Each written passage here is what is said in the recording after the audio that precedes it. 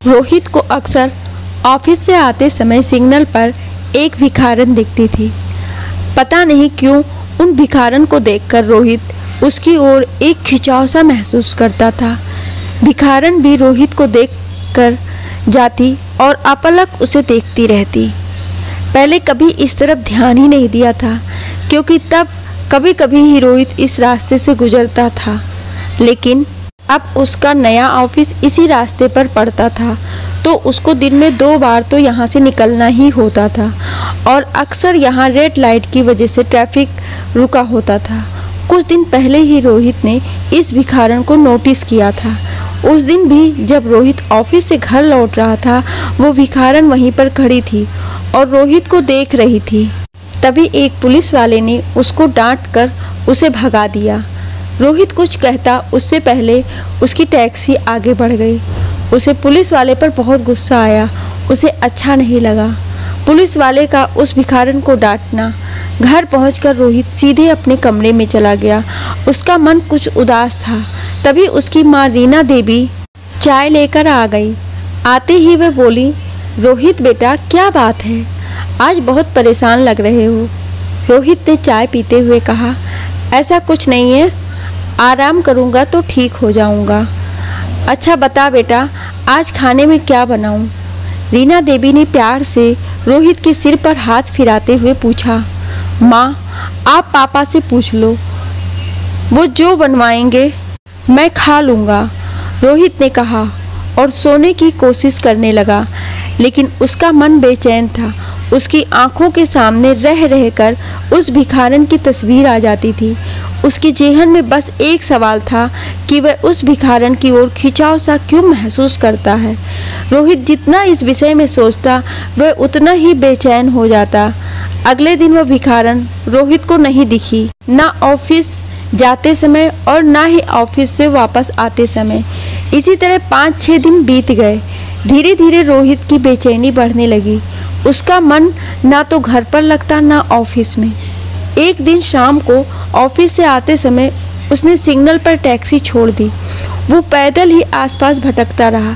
तभी उसे 14-15 साल का एक लड़का भीख मांगता दिखा। रोहित लपक कर उसके पास गया और उससे भिखारन के बारे में पूछा। पहले तो वो लड़का आनाकानी करता रहा, लेकिन रोहित ने जब उसे एक 50 रुपए का नोट पकड़ाया तो वो रोहित को उस भिखारन के मकान तक ले गया। मकान क्या था, एक टूटा फूटा घर था जिसकी आधे से ज़्यादा छत गिर चुकी थी। एक तरफ खुले में एक चूल्हा बना था, जिसे देखकर ऐसा लग रहा था जैसे वहाँ कई दिनों से खाना ही ना बना हो। एक कमरा था जिसके दरवाज़ा टूटकर एक तरफ गिरा पड़ा था। तभी रोहित को उस कमरे के अंदर से किसी के खांसने की आवाज़ सुनाई दी।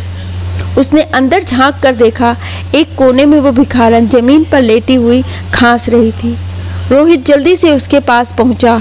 उसने भिखारन को 2 बार आवाज़ दी। भिखारन ने बहुत कोशिश करके आंखें खोली, लेकिन वह ठीक से नहीं आंख खोल पा रही थी। रोहित भिखारन के पास पहुंचा। उसने जल्दी से बैग से पानी की बोतल निकाली और उसको पानी पिलाया। भिखारन ने धीरे से आंखें खोल दी। आधी खुली आंख में रोहित को कई सवाल दिखाई पड़े। वो बोला, माई, मैं रोहित हूँ। आप कई दिनों से सिग्नल पर नहीं दिखी, इसलिए मैं आपसे मिलने चला आया। भिखारन रोहित को एकटक देख रही थी। क्या बात है माई, आप मुझे ऐसे क्यों देख रही हैं? मुझे आपकी तबीयत भी ठीक नहीं लग रही है। भिखारन ने उठने की कोशिश की। रोहित ने उन्हें संभाल लिया, वरना वह गिर जाती। अरे, आपको तो बुखार है। हल्का सा है, 1-2 दिन में ठीक हो जाएगा, भिखारन ने कमज़ोर आवाज़ में कहा। मैं देखता हूँ, शायद मेरे बैग में कोई दवा हो। रोहित ने अपना बैग टटोलते हुए कहा। उसे बैग में बुखार की दवा मिल गई। उसने भिखारन को टिफ़िन से खाना खिलाया और बुखार की दवा उसे दे दी। आज ऑफिस में किसी ने अपने बर्थडे की पार्टी दी थी, इसलिए उसके टिफ़िन का सारा खाना बचा था, वरना माँ के डर से वह भूख ना होने पर भी टिफ़िन का पूरा खाना ख़त्म कर देता था। माई, आप इस टूटे घर में कैसे रहती हैं? चलिए, आप घर पर रहिए, मैं आपको किसी अच्छे डॉक्टर को दिखा दूंगा, रोहित ने अपनेपन से कहा। खाना और दवा खा लेने की वजह से भिखारन की तबीयत कुछ संभल चुकी थी। बेटा, तुम्हें देखकर मुझे अपना बेटा याद आ जाता है। आज वह भी तुम्हारे जितना बड़ा ही हो गया होगा। भिखारन ने कांपती आवाज में कहा। माई, कहाँ है आपका बेटा? पता नहीं, वो भिखारन जैसे कहीं खो गई। तभी रोहित की नज़र अपनी घड़ी पर पड़ी। वो बोला, माई, आज मुझे बहुत देर हो गई है। घर पर माँ चिंता कर रही होगी। मैं कल फिर आऊँगा। अगले दिन रोहित सुबह ही उस भिखारन के पास पहुँच गया। उसे भिखारन की तबीयत पहले से बेहतर लगी। रोहित ने उसे खाना खिलाया और दवा भी खिलाई। माई, कल आपने बताया नहीं कि आपका बेटा कहाँ है। पता नहीं बेटा, वो कहाँ है। वो मेरे प्यार की निशानी था, और जिसके प्यार की वह निशानी था वही मेरे बेटे को अपने साथ ले गया, शायद उसकी बेहतर ज़िंदगी के लिए। अब मुझे पता नहीं वह दोनों कहाँ हैं। कहते कहते भिखारन के आँख में आंसू आ गए। रोहित उनको देखकर बड़े प्यार से बोला, माई, आप मेरे घर चलिए, मैं उन दोनों को ढूंढने में आपकी मदद करूँगा। बेटा, मैं ये घर छोड़कर नहीं जा सकती। ये घर हमारे प्यार और 7 फेरों का गवाह है। उसने मुझसे यहाँ आने का वादा किया था।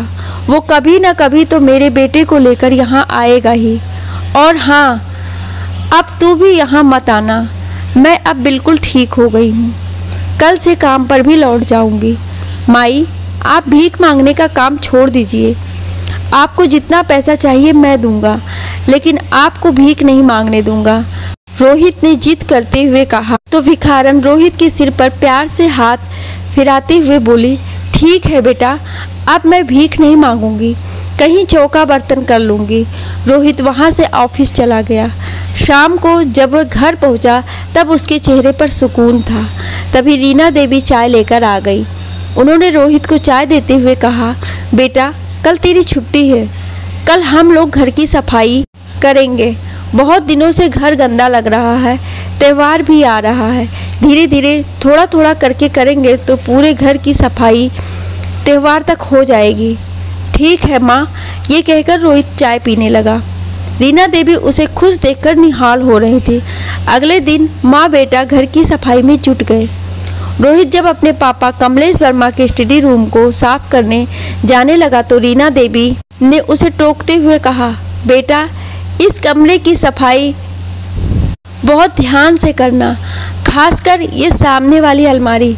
इस अलमारी का कुछ भी सामान इधर उधर हो गया तो तेरे पापा गुस्सा करेंगे। माँ, मैं सारा सामान ठीक जगह पर ही रखूँगा। रोहित ने अपनी माँ को दिलासा दिया और कमरे की सफाई करने में जुट गया। रीना देवी रोहित से बात करके किचन की ओर बढ़ गई। बहुत सावधानी से रोहित ने एक एक किताब साफ करके उन्हें वापस उनकी जगह लगा दिया। अब बस सामने वाली यह अलमारी बची थी, जिसके लिए रीना देवी ने कोई भी सामान इधर उधर ना करने की सख्त हिदायत दी थी। रोहित अलमारी साफ करने लगा। वह जानता था कि उसके पापा कभी इस अलमारी को छूने की इजाज़त कभी नहीं देते। रोहित ने एक एक सामान निकाला और साफ करके करीने से लगा दिया।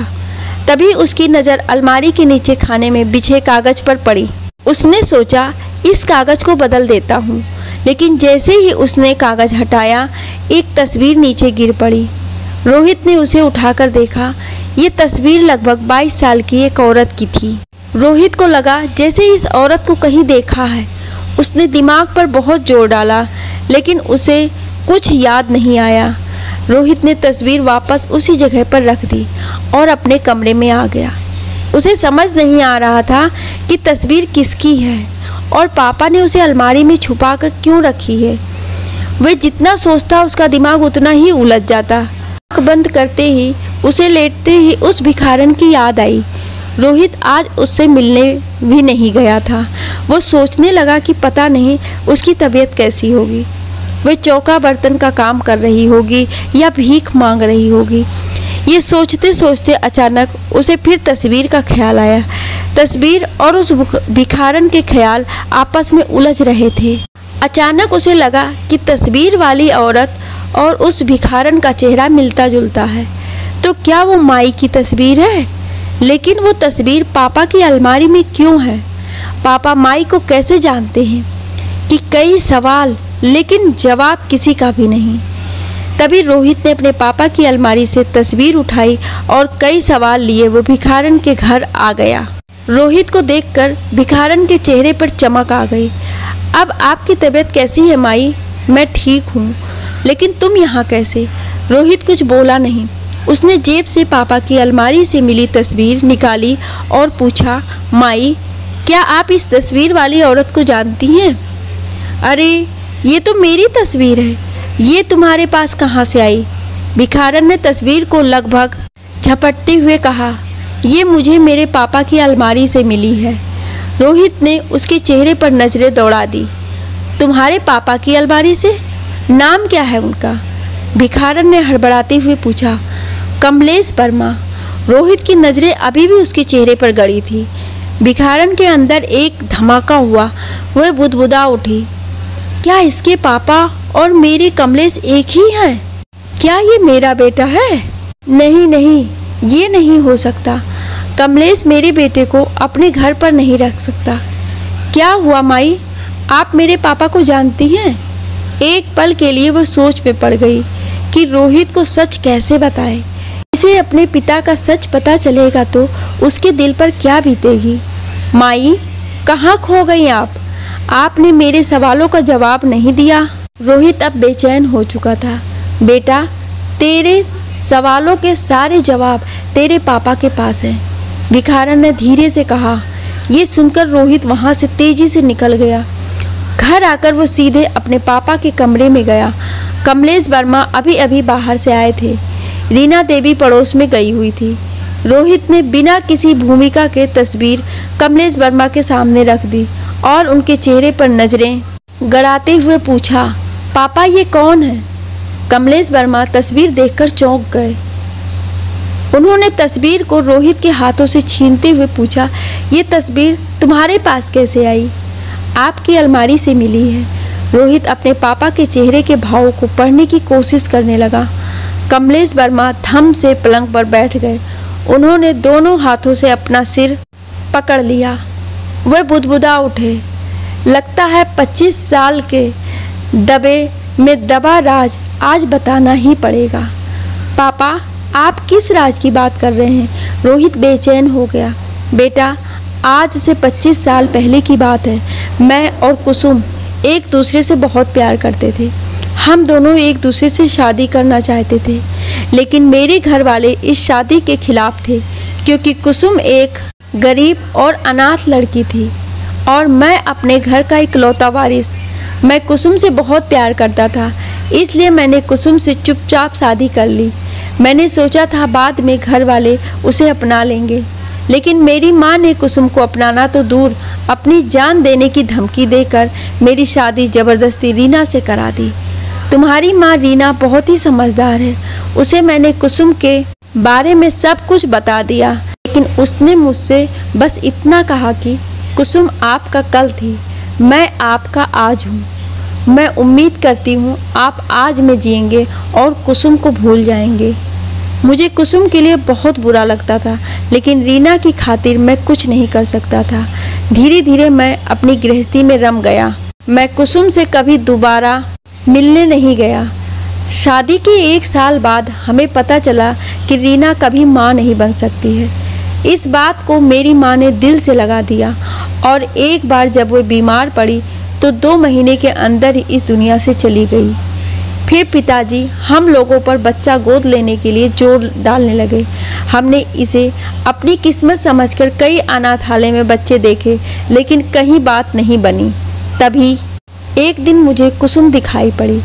उसकी गोद में लगभग 2 साल का एक बच्चा था। मैं झिझकते हुए कुसुम के पास पहुंचा। उसने जैसे ही मुझे देखा वो खुशी से उछल पड़ी, लेकिन जब कुसुम को मेरी शादी के बारे में पता चला तो वो एकदम टूट गई। उसे एक ही चिंता हुई कि उसके बेटे को पिता का नाम कौन देगा। सारी जिंदगी उसके बेटे को समाज गंदी निगाहों का सामना करना पड़ेगा। कुछ पल को कमलेश वर्मा जी और फिर एक गहरी सांस लेकर बोले, मैंने उसी वक्त एक अहम फैसला ले लिया। मैंने सोच लिया कि मैं ही अपने बेटे को अपना नाम दूंगा। मैंने कुसुम को अपने मन की बात नहीं बताई और बच्चे के भविष्य का वास्ता देकर मैं तुम्हें यहाँ ले आया। पहले तो कुसुम तैयार नहीं हुई, क्योंकि अब वही उसके जीने का सहारा था, लेकिन बच्चे भविष्य के लिए उसने अपने बच्चे को मुझे देने के लिए तैयार हो गई। अपना बच्चा मुझे देते हुए बहुत रोई थी और फिर मैंने अपने ही बेटे को गोद ले लिया। इतना कहकर कमलेश वर्मा ने सिर झुका लिया। पापा, आपने मुझे कभी कुछ नहीं बताया। आपने माई को धोखे में रखा और देवी जैसी अपनी पत्नी को धोखा दिया। रोहित गुस्से में चीख पड़ा। नहीं बेटा, तेरे पापा ने मुझे धोखा नहीं दिया। उन्होंने जब मुझे कुसुम के बारे में बताया था तब मुझे बुरा नहीं लगा था, लेकिन जब इन्होंने अपने ही बेटे को गोद लेने की बात कही तो मुझे अच्छा नहीं लगा। कई दिन मैं एक उधेड़ बुन में रही, लेकिन जब बाद में मैंने ठंडे दिमाग से सोचा तो मुझे लगा कि किसी और के बच्चे को गोद लेने से अच्छा है अपने ही पति के बच्चे को गोद ले लिया जाए। और जब मैंने उन्हें देखा तो मेरी ममता जाग उठी। तुम मुझे बिल्कुल अपने से लगे। हाँ, मैंने तुम्हारे पापा को कसम दे दी थी कि वे कभी नहीं मिलेंगे। कुसुम से रीना देवी ने कमरे में घुसते हुए कहा। माँ, तो क्या मैं तुम्हारा बेटा नहीं? रीना देवी रोहित के मुंह पर हाथ रखते हुए बोली। बस बेटा, इसके आगे एक शब्द भी ना कहना। तू मेरा बेटा है, सिर्फ और सिर्फ मेरा बेटा। मैंने तुम्हें जन्म नहीं दिया तो क्या है, तो तू मेरा ही बेटा है ना? रीना देवी तड़प उठी। यानी वो भिखारन मेरी माँ है? रोहित जैसे अपने आप से बोल रहा था, उसकी आंख में आंसू आ गए। भिखारन? कौन भिखारन? कमलेश वर्मा ने चौंकते हुए पूछा। रोहित एक सांस में सब कुछ बताता चला गया। उसकी बात खत्म होते ही कमरे में सन्नाटा छा गया। तब रीना देवी कुछ सोचते हुए बोली, हमें वहां चलना चाहिए। कमलेश वर्मा और रोहित चौंक कर रीना देवी का मुंह देखने लगे। रीना देवी के चेहरे पर दृढ़ता थी। रोहित अपनी माँ से मिलने के लिए तड़प उठा, लेकिन जब वे लोग वहां पहुंचे तो उस टूटे से घर में कोई नहीं था। वहां एक कागज का टुकड़ा हवा में फड़फड़ा रहा था। कमलेश वर्मा ने लपक कर वो कागज उठा लिया। उसमें लिखा था, मेरे बेटे को उसके पिता का और एक माँ का प्यार मिल गया। मुझे और कुछ नहीं चाहिए। मेरे बेटे के अच्छे भविष्य के लिए मुझे यहाँ से जाना होगा। रोहित पत्र पढ़कर फूट फूट कर रोने लगा। रीना ने उसका हाथ पकड़ते हुए कहा, रोहित, ये रोने का समय नहीं है। तुम उनसे कब मिले थे? रोहित ने कहा, मम्मी, मैं अभी 1 घंटा पहले उनसे मिलकर गया था। तो बेटा, वो कहीं दूर नहीं जा पाई होंगी। चलो हम लोग उन्हें ढूंढते हैं। तीनों लोग अलग अलग तरफ उन्हें ढूंढने निकल गए। रोहित अभी थोड़ी दूर ही गया होगा कि उसे वो जाते हुए दिखाई दी। रोहित ने अपने माँ और पापा को फ़ोन किया और सब लोग उसी जगह पर पहुँच गए। रोहित ने कहा, माई, आप मुझे छोड़कर कहाँ जा रही थी? माँ जिस बेटे के लिए तड़प रही थी, आज उसी को छोड़कर जा रही हो? कमलेश जी ने भी कुसुम से माफ़ी मांगते हुए कहा, कुसुम, मुझे माफ़ कर दो। मैंने तुम्हारे साथ बहुत अन्याय किया है। कुसुम के आंखों से सिर्फ अश्रुधारा बह रही थी। उसके मुंह से बोल नहीं निकल रहे थे। रीना ने कुसुम का हाथ पकड़ते हुए कहा कि आप मुझे भी माफ़ कर दीजिए। मैंने ही कमलेश को कसम की डोर में बांध दिया था, वरना वह आपके साथ ऐसा अन्याय कभी नहीं करते। माँ, जब कृष्ण की 2 माँ देवकी और यशोदा हो सकती हैं, तो रोहित की क्यों नहीं? मैं अपने दोनों माँओं का प्यार पाना चाहता हूँ, उनकी सानिध्य में रहना चाहता हूँ। सब लोगों ने अपने किए की माफ़ी मांग ली थी। कुसुम के पास कहने को कुछ नहीं बचा था। कुसुम को सब लोग लेकर घर आ गए। रीना रोहित को ज़्यादा से ज़्यादा कुसुम के पास बैठने लिए कहती, क्योंकि कुसुम ने जो कुछ भी खोया है, रीना उसकी भरपाई तो नहीं कर सकती थी, लेकिन बस अब उसकी आने वाली ज़िंदगी को खुशहाल बनाना चाहती थी। आपको रीना का फैसला कैसा लगा? आप मुझे अपनी राय कमेंट बॉक्स में ज़रूर दीजिएगा और ऐसी ही कहानियाँ सुनने के लिए हमें सब्सक्राइब ज़रूर करें। Thank you.